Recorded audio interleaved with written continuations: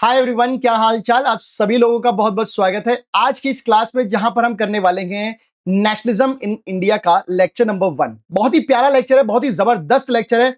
बल्कि मैं ये कहूंगा मार्क्स लेने के लिए सबसे इजी चैप्टर पूरी 10th क्लास हिस्ट्री में यही है। और भी आपको इसके अलावा कुछ करंट ऐसी इंफॉर्मेशन दूंगा जो इस बुक में कुछ मिस्टेक्स है जिनको भी करेक्ट किया जाना बाकी है। तो चलिए शुरुआत करते हैं बिना किसी देरी के। अपने क्लास के लेक्चर पर आते हैं बच्चों, और हम पढ़ते हैं क्या, lecture number 1, nationalism in India का।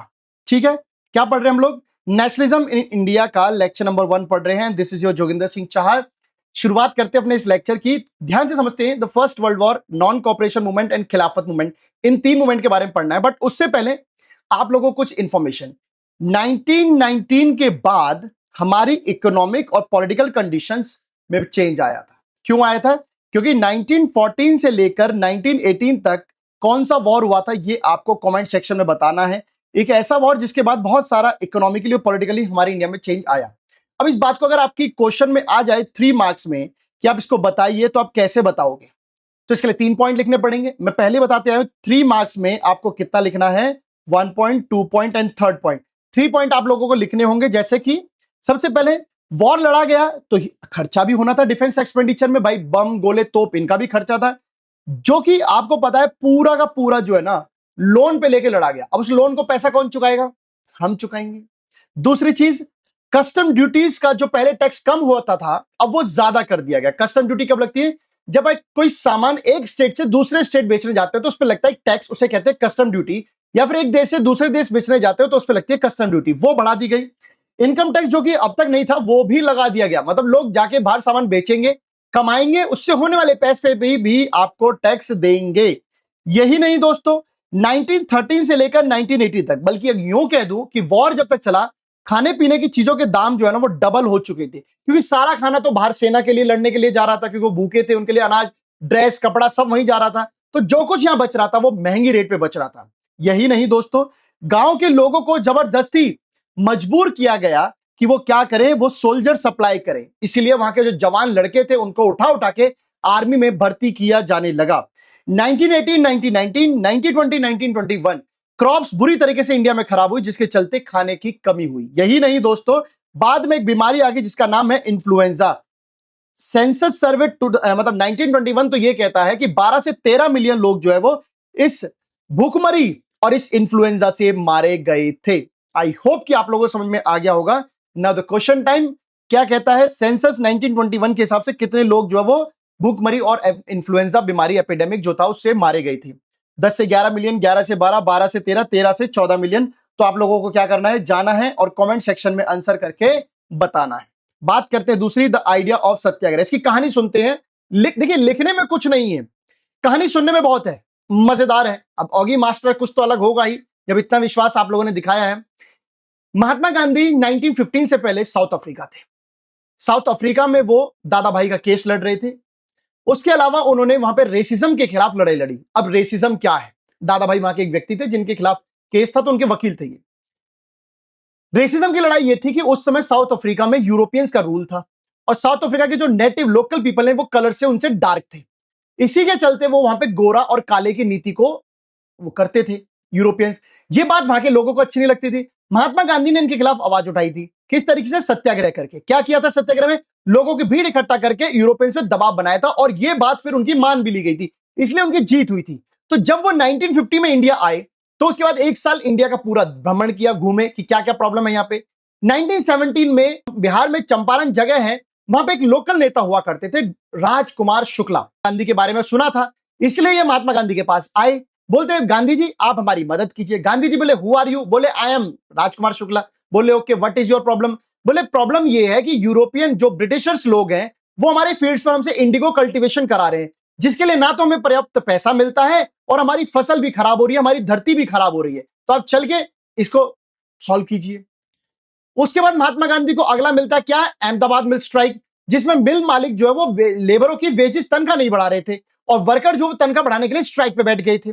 उसके बाद आता खेड़ा सत्याग्रह, जहां पर जो ब्रिटिश थे, जो जमींदार थे, उनके जो मनी लेंडर, तालुकदार, जो वीआईपी लोग थे, वो लोग जमीन पे उनसे रेवेन्यू चाहते थे। अब जमीन पे ऑलरेडी फसल हो नहीं रही थी, आपको पता है खराब हुई थी। जब पिछले पास में फसल खराब हो चुकी थी, उनकी फसल ही नहीं थी, तो वो उसको बेचकर पैसा आता ही कहां से, तो वो पैसा देने में मना कर रहे थे कि भाई इसको माफ किया जाए। इसके लिए भी महात्मा गांधी को बुलाया गया। तो ये 3 वो लड़ाई थी। टाइम आ गया है हमें इसे समझने का, तो चलिए आगे चलते हैं दोस्तों। Mahatma Gandhi return to India in 1950, month था जनवरी, राइट, मंथ था जनवरी। कहां से आए थे? अफ्रीका से आए थे। वहां पर उन्होंने क्या लड़ाई लड़ी थी? रेसिज्म के खिलाफ लड़ाई लड़ी थी। मास एजिटेशन किया था, जिसे उन्होंने सत्याग्रह कहा था। ये मैं पूरा आपको स्टोरी समझा चुका हूं। आगे चलते हैं। आइडिया ऑफ सत्याग्रह क्या कहता है? आइडिया ऑफ सत्याग्रह कहता है सच की खोज करना, सच की ताकत को पहचानना। यदि आप सच के लिए लड़ रहे हैं और आप अन्याय के खिलाफ लड़ रहे हैं, तो आपको फिजिकल हमला करने की कोई जरूरत नहीं है लड़ने वाले के खिलाफ जिससे आप लड़ाई लड़ रहे हैं। Very good. आगे चलते हैं। उन्होंने बोला कि बिना किसी गुस्सा और आक्रोश में आए हुए आप लड़ाई जीत सकते हो। बस आपको क्या करना है? सामने वाले को अपील करना है कि देख भाई तुम गलत कर रहे हो, और जैसे कि वो मान जाएगा। उस टाइम मानते होंगे, इस टाइम भाई साहब मार देगा उल्टा। मैं बता रहा हूं, बाय दिस स्ट्रगल ट्रुथ जो वो फिर जीत जाएगा। महात्मा गांधी जब इंडिया में आए तो 1917 में वो पहुंचे चंपारण, है ना। वो पहुंचे कहां? चंपारण, जहां पर पीजेंट्स को उन्होंने जो है बचाया था ऑपरेसिव प्लांटेशन सिस्टम के खिलाफ, जो कि इंडिगो की कल्टीवेशन थी। Then in 1918 he organised a satyagraha to support the किसको? Peasants of Kheda district. जो मैंने आपको बताया रेवेन्यू की बात वो ये है। बट यहां पर मैं आपको रोकना चाहूंगा। रोकना क्यों चाहूंगा दोस्तों? यहां पे ना कुछ मिस्टेक है जो मैं आपको जानबूझ के दिखाने वाला था। देखिए पहले क्या था? पहले 1917 जो था वो चंपारण था, मैं सी लिख रहा हूं। 1918 जो है वो अहमदाबाद लिखा। फिर 1918 इन्होंने लिखा खेड़ा, मैंने, ठीक है। ये जो सीक्वेंस लिखा है दैट इज करेक्ट। बट जो आपकी बुक में सीक्वेंस दे रखा है, देखिए पहले क्या दे रखा है इन्होंने? खेड़ा, यानी ये कह रहे हैं सी के ए। ये करेक्ट सीक्वेंस नहीं है, सी ए के है, सी के ए नहीं है, मतलब सी ए के। चंपारण, अहमदाबाद, देन खेड़ा। बहुत सारे लोगों ने इस पर बोला कि हमने एनसीईआरटी को मेल किया, क्लेम किया, अब एरिया ईयर ठीक हो गया। भाई साहब आज से भी ना 4-5 साल पहले तो मैंने 1000 बार यूट्यूब पे बोला कि बच्चों को करेक्ट ईयर ही लिखना है। उसके अलावा जब यूपीएससी एसएससी पढ़ाया करता था, तब जब आप पढ़ना जानते भी नहीं होंगे कि यूपीएससी का यू क्या होता है, तब भी मैं इस ईयर को बता चुका हूं। तो शाबाशी वाहवाही लेने में कुछ नहीं है, बस बात यह है कि लोग प्रचार बहुत करते हैं, और उस प्रचार में भी अब मैं आपको बताता हूं, उस्ताद बनो तो सही से बनो। सही कैसे? ईयर बदलवाया है, सीक्वेंस वही रखवाया है कि पहले खेड़ा ही रहेगा फिर अहमदाबाद, जबकि है क्या? अहमदाबाद फिर खेड़ा। गूगल करो तो सही से तो करो, मास्टर यूं ही नहीं बना जाता। तो चलिए कोई बात नहीं, बेचारे अनजान है। 1918 में अहमदाबाद में स्ट्राइक करी मिल मालिकों के खिलाफ, क्योंकि उनको तनख्वाह बढ़वानी थी लेबरों की। महात्मा गांधी ने 1918 में ही खेड़ा सत्याग्रह किया, रेवेन्यू को माफ कराना था, यह भी महात्मा गांधी ने लड़ाई लड़ी। नेक्स्ट बात करते हैं रोलेट एक्ट की। रोलेट एक्ट से पहले कर लेते question. After arriving in India Mahatma Gandhi Champaran किस ईयर में गए थे? 1915, 16, 17, 18? जाइएगा कमेंट सेक्शन में सही आंसर कीजिएगा। सही पढ़ाई बहुत जरूरी है बचपन से लेके अब तक, ठीक है। आगे चलते हैं। Gandhi ji in 1919 decided to launch, जब पूरे देश में सत्याग्रह करना चाहते थे against Rowlatt act. Rowlatt act को ब्लैक एक्ट के नाम से भी जाना जाता है। ब्लैक एक्ट इसलिए क्योंकि ये तो एक तो बिना परमिशन के हमारे आया, और इसमें बहुत सारी ऐसी चीजें थी जो हमारे लिए बिल्कुल भी सही नहीं थी। इस एक्ट को ब्लैक एक्ट इसलिए कहते हैं क्योंकि ये बहुत जल्दी में पास किया गया था through the imperial legislative council, जैसे हमारी विधानसभा पार्लियामेंट है, और ये सब इसी तरह होता है। Despite the United opposition of the Indian members, इनके इंपीरियल लेजिस्लेटिव काउंसिल, जो कि कहते थे एक तरह का लोकसभा की तरफ, उसमें हमारे भी मेंबर्स थे। हमारे लोगों ने बोला आप इसे पास मत करो, पर इन्होंने जबरदस्ती जानबूझ के पास किया, इसलिए इसको बोला गया काला कानून। क्यों इसे काला कानून बोला? क्योंकि इससे मिलती है सरकार को इनॉर्मस ह्यूज पावर, क्या करने की? पॉलिटिकल एक्टिविटीज को दबाने की, और मन चाहे जिस व्यक्ति को भी जेल में बंद कर दो बिना ट्रायल के 2 साल के लिए। विदाउट ट्रायल का मतलब यह है कि नो जजमेंट वाला फैसला नहीं मिलेगा, नो जजमेंट वाला डिसीजन नहीं मिलेगा। यानी कि यहां पे नो अपील, यहां की 3 बता रहा हूं, नो वकील एंड नो दलील। कोई ट्रायल नहीं, काल कोठी में उठा के बंद कर दिया, सीधी सी बात यह है। महात्मा गांधी चाहते थे non violent movement against such unjust laws, जिसकी शुरुआत वो करने वाले थे 6 अप्रैल को हड़ताल से शुरू करके, कि भाई देखो ब्लैक एक्ट बहुत बुरा है, इसके लिए हम 6 अप्रैल को हड़ताल करेंगे। पर आप जानते हो हिंदुस्तानी तो बात बात पे गर्म हो जाता है। जगह जगह रैली निकाली गई, वर्कर स्ट्राइक पे चले गए, शॉप्स दुकानें बंद, बहुत शांतिपूर्ण सब कुछ चल रहा था। स्ट्राइक बाय स्ट्राइक सब बढ़िया शुरुआत हुई। ब्रिटिश एडमिनिस्ट्रेशन को लगा यार क्या फालतू के लोग हैं, ऐसा करते हैं इसको अभी से दबा देते हैं। तो उन्होंने नेशनलिस्ट को दबाने के लिए तैयारी शुरू कर दी। लोकल लीडर्स को उठा उठा के जेल में बंद कर दिया गया। महात्मा गांधी को दिल्ली जाने से रोका गया कि इसको रोको भाई साहब, नहीं तो दिल्ली जाके पता नहीं क्या आंदोलन करेगा। तो आंदोलन करेंगे, ठीक है, वो अच्छी बात है। इससे पहले क्वेश्चन करते हैं, गांधी जी ने रोलेट एक्ट के खिलाफ कब जो है नेशन वाइड हड़ताल लॉन्च करने की शुरुआत की थी?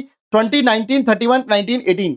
जाना है, कमेंट सेक्शन में बताना है, बहुत आंसर आसान है, हिंट इसी में ही है। चलो दोस्तों, 10 अप्रैल को अमृतसर की जो पुलिस थी उसने जो शांतिपूर्वक लोग एक भीड़ में जा रहे थे, प्रोसेशन कहते हैं, ग्रुप जा रहा था, उन पे अचानक से जो ना मार पिटाई और वो सब लाठीचार्ज कर दी, जिससे वो भीड़ भटक गई।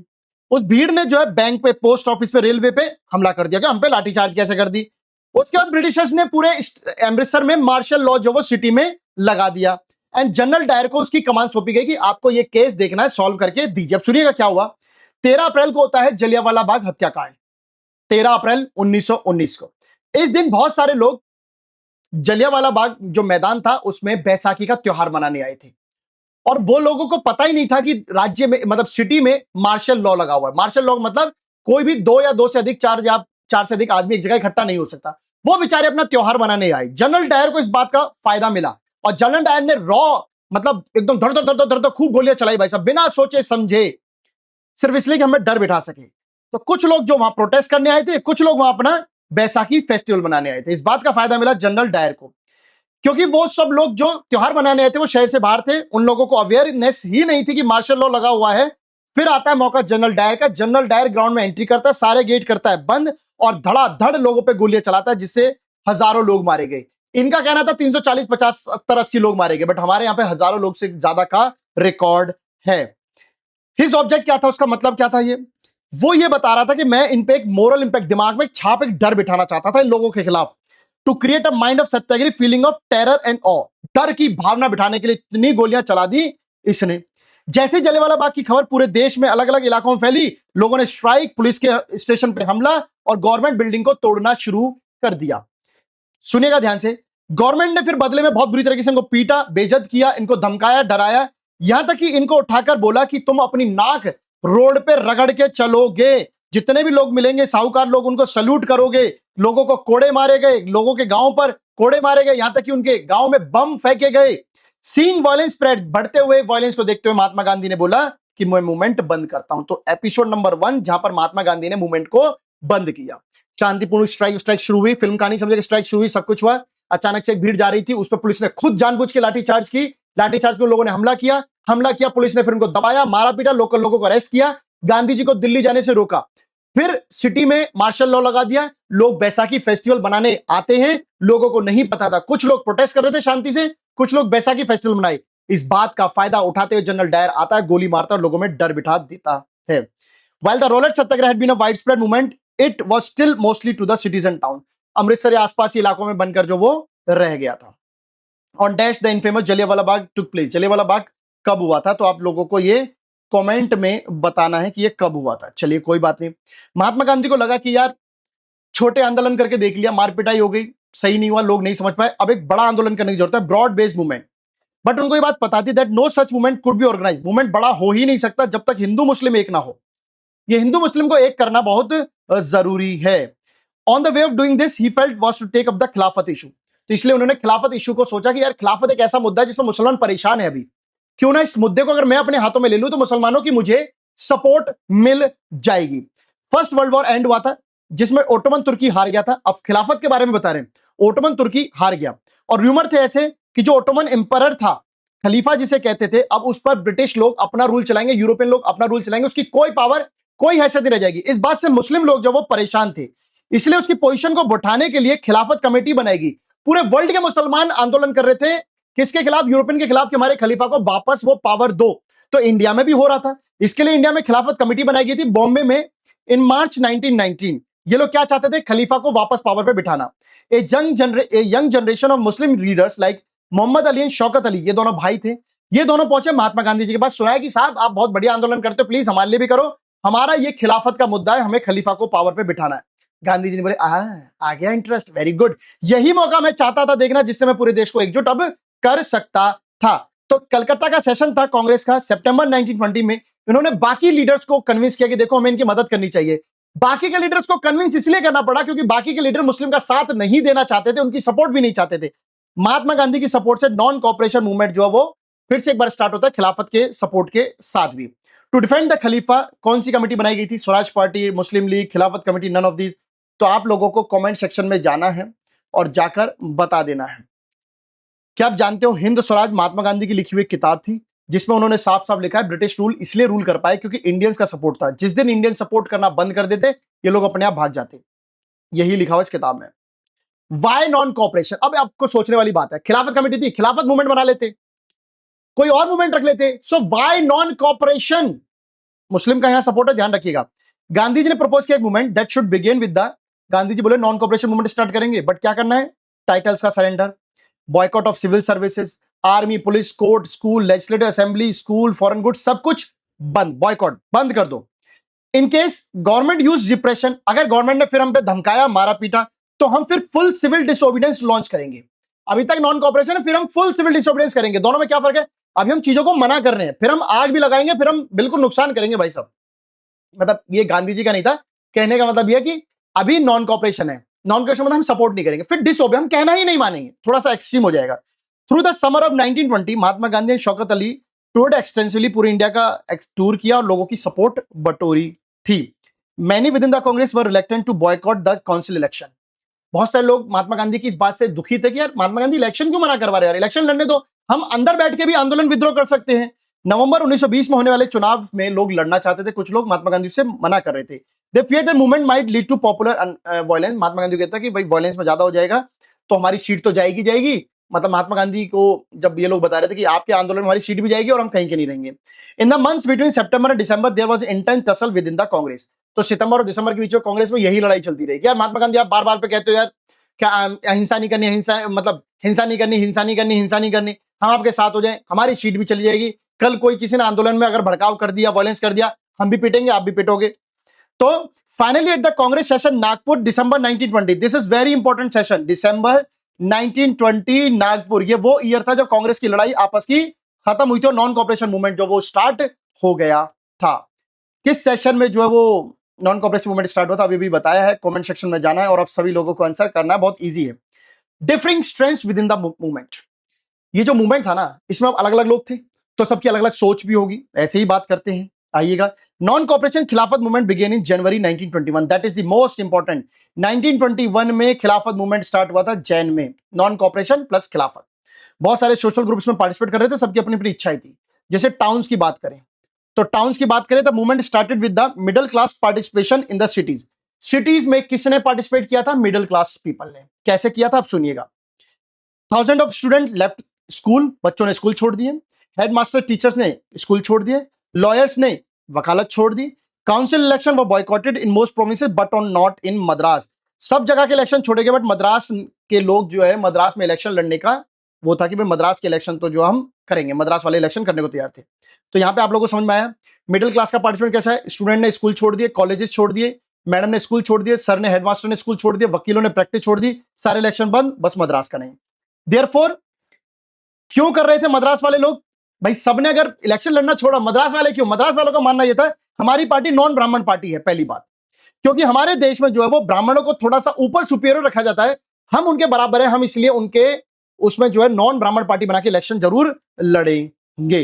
So the effect of non cooperation economic front war more dramatic explain, question आता है कि जो नॉन कॉपरेशन के जो इफेक्ट थे इकोनॉमिकली वो बड़े अलग थे, कैसे थे, आगे पढ़ेंगे। अब सुनिएगा। Foreign goods boycotted, liquid shops बंद कर दी गई, फॉरेन कपड़ा जला दिया गया। इंपोर्ट ऑफ, जिसके चलते जब फॉरेन गुड्स नहीं यूज करोगे, फॉरेन कपड़ों को जलाओगे, तो जो फॉरेन कपड़ा आने वाला था विदेश से यहां तक, उसकी वैल्यू होगी हाफ। पहले 102 करोड़ रुपए का आता था, अब 57 करोड़ रुपए का आ रहा है, मतलब सीधा हाफ कर दिया। इतना इंपैक्ट कर दिया इस मूवमेंट ने। In many places merchant and trader ने मना कर दिया, हम ब्रिटिश सामान में डील नहीं करेंगे, महात्मा गांधी ने बोला है। जैसे जैसे बॉयकॉट मूवमेंट बढ़ता गया, पीपल जो है धीरे धीरे बाहर से लाने वाले कपड़े सामान को मना करते गए और बदले में क्या हुआ, इंडियन टेक्सटाइल, जो इंडियन फैक्ट्री का माल था, खाना पीना कपड़े लत्ते, ये सब का प्रोडक्शन बढ़ने लगा। बहुत खुशी की बात है ना, सुनिएगा। बट ये मूवमेंट सिर्फ सिटी तक ही रहा और थोड़े दिन ही चला। क्यों, अब आपको बताता हूं, सुनिएगा। खादी कपड़े जिसको लोग प्रमोट कर रहे थे वो महंगा था, पहनते कैसे, मिल कपड़ा जो है वो गरीबों तक नहीं पहुंच पा रहा था, खादी कपड़ा महंगा था, गरीब परेशान हो गया। Similarly boycott of British institution possessed a problem, कैसे, जिन बच्चों ने स्कूल छोड़ा उनके पास पढ़ने के लिए फिर कोई और स्कूल नहीं था, जिन लोगों ने इंस्टीट्यूशन छोड़े उनके पास कोई इंस्टीट्यूशन नहीं था, जिन लोगों ने वकालत छोड़ी कोई वकालत नहीं थी।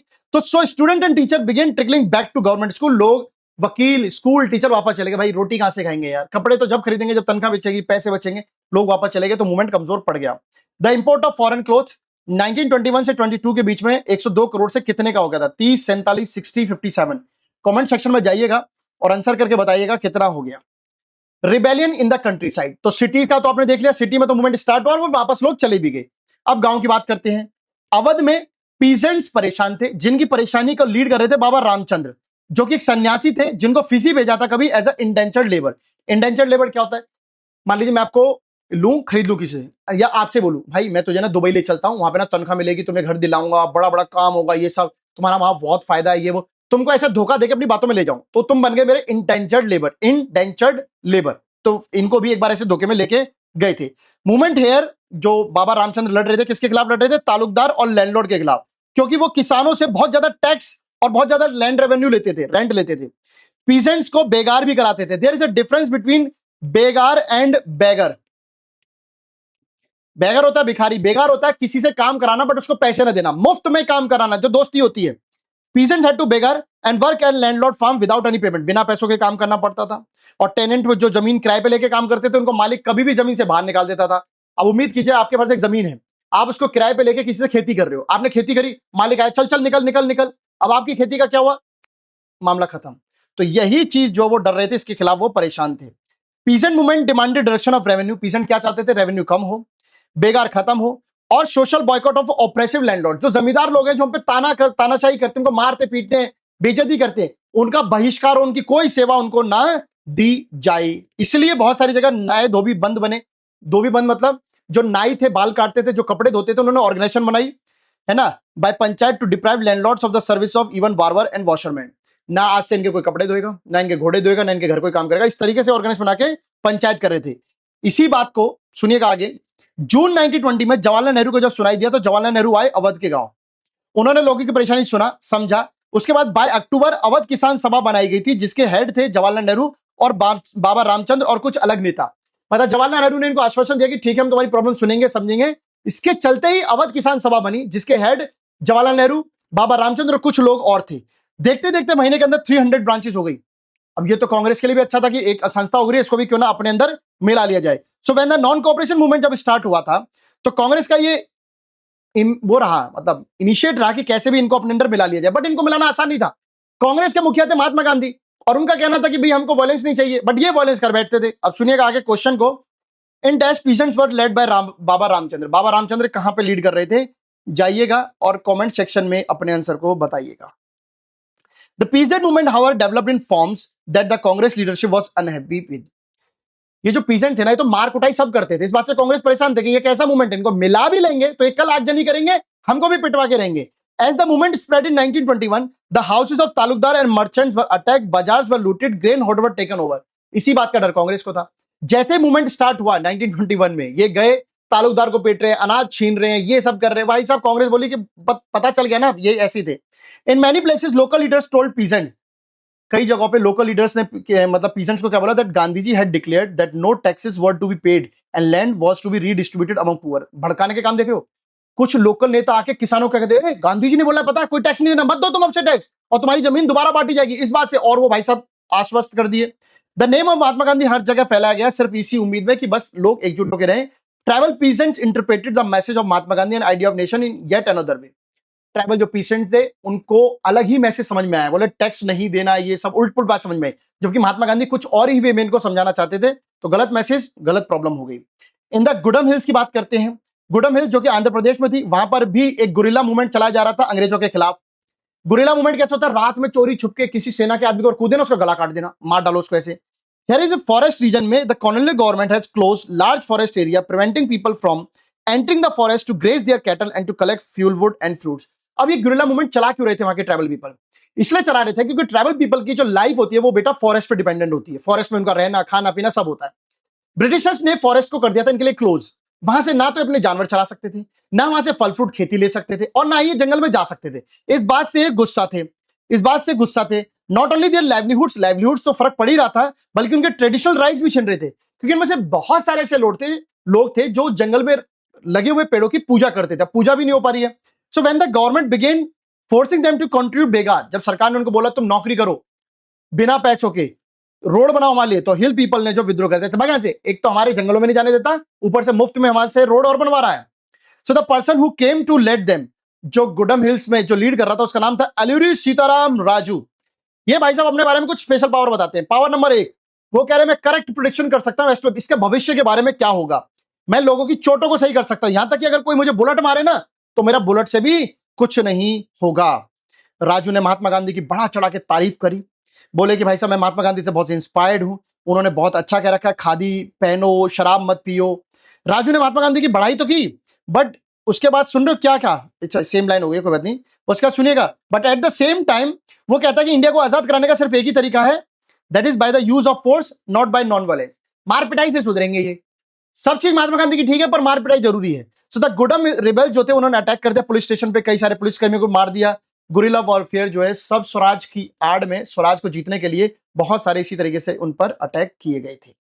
राजू को इसके चलते कैप्चर किया गया और 1924 में उनको फांसी दे दी गई, जिसके बाद वो वहां के लोकल हीरो बन चुके थे कि यार हमारे लिए एक बंदे ने अपने को जान न्यौछावर कर दी। Raju was captured and executed in dash year and over time became a folk hero. Comment में जाइएगा, आंसर बता दीजिएगा। नेक्स्ट बात करते हैं प्लांटेशन की। हमने सिटी पढ़ ली, गांव पढ़ लिया, हिल्स पढ़ा, अब बात करें प्लांटेशन, टी और चाय के बागान की। सुनिएगा, असम के जो प्लांटेशन वर्कर थे उनके लिए फ्रीडम का मोमेंट था, मतलब था कि कहीं भी वो आ जा सके, अपने गांव आए, यहां जाएं, ये सब आजादी। बट होता क्या था, उनके लिए इतना आसान नहीं था ये सब चीजें। क्यों नहीं था? क्योंकि इंग्लैंड का एक रूल था, इनलैंड इमिग्रेशन एक्ट ऑफ 1859, जिसके तहत बागान प्लांटेशनों में काम करने वाले लेबर बिना अंग्रेजों की परमिशन के अपने गांव तो छोड़ो प्लांटेशन बागान से बाहर भी नहीं जा सकते थे। सो जब ऐसे वर्करों को नॉन कॉपरेशन मूवमेंट के बारे में पता चला तो बहुत सारे वर्कर जो है अथॉरिटी, अंग्रेजों का कहना, तालुदारों का कहना छोड़कर जो है वो निकल पड़े बाहर। उनका कहना यह था कि गांधी राज आने वाला है, सबको जमीन मिलेगी, सब लोगों के अपने अपने गांव जाने का मौका मिलेगा। इसके चलते वो बाहर निकल पड़े, बट वो कभी अपने गांव पहुंच ही नहीं पाए, क्योंकि जब वो गांव जा रहे थे तो रेलवे की स्ट्राइक चल रही थी, रेलवे चल नहीं रही थी, पीछे पुलिस वाले आ रहे हैं, ब्रिटिशर्स आ रहे हैं, मारा पीटा और सब कुछ जो है वो बर्बाद हो गया। Yet, when the tribal chanted Gandhiji name and raised slogans demanding स्वतंत्र Bharat, they were also emotionally relating to an all India agitation. तो लोग मारते पीटते, जब उनको पीट रहे थे तो लोग कह रहे थे स्वतंत्र भारत, स्वतंत्र भारत, लोगों ऊपर बहुत अत्याचार किया। Under the inland immigration act workers were not permitted to leave the, क्या नहीं छोड़ सकते थे? Agriculture field, tea garden, factories, none of these. So comment section में जाइएगा और बताइएगा, बहुत आसान है। ठीक है, नेक्स्ट बात करते हैं, डू यू नो, चोरी चोरा हत्याकांड की बात बताता हूं। चोरी चोरा जगह गोरखपुर डिस्ट्रिक्ट उत्तर प्रदेश, यहां पर सब आंदोलन सब पता है आजाद हो जाते, बट ये इंसिडेंट ने एक बार फिर से गांधी जी को बात बता दी कि मूवमेंट को कॉल ऑफ करो और आजादी भी बहुत दूर है। पीसफुल डेमोन्स्ट्रेशन बाजार में चल रहा था, अचानक से उसकी झड़प पुलिस के साथ हो गई, पुलिस ने लाठीचार्ज किया और उन लोगों ने 22 पुलिस कर्मियों को जिंदा जला दिया। महात्मा गांधी को जब ये बात पता चली तो महात्मा गांधी ने अपने नॉन कॉपरेशन मूवमेंट को स्टॉप कर दिया, वरना आजादी हमें मिल जाती, इसी वजह से आजादी रुकी थी। सो थैंक यू सो मच, बहुत बहुत धन्यवाद आप सभी लोगों का। प्लीज कमेंट सेक्शन में बताइएगा कि क्या आप लोगों को ये कहानी पूरी तरीके से समझ में आई। जिन भी बच्चों को लगता है कि ये कहानी टफ थी, उनके लिए एक बात बताना चाहूंगा, एग्जाम से पहले इसको देख लेना, अभी देख लो, पूरी कहानी अच्छे से याद हो जाएगी। मैं आपको पहले ही बता दूं, C for Champaran, A for Ahmedabad, C A K strike है, वो जो मूवमेंट मैंने बताया था सी ए के 1917, 1918 एंड 1918, और हिंदी में आज भी ये गलतियां हैं। एनसीईआरटी को सोचना चाहिए, बच्चों के भविष्य के साथ खिलवाड़ नहीं करना चाहिए। So thank you so much, good night, take care, bye bye, see you guys.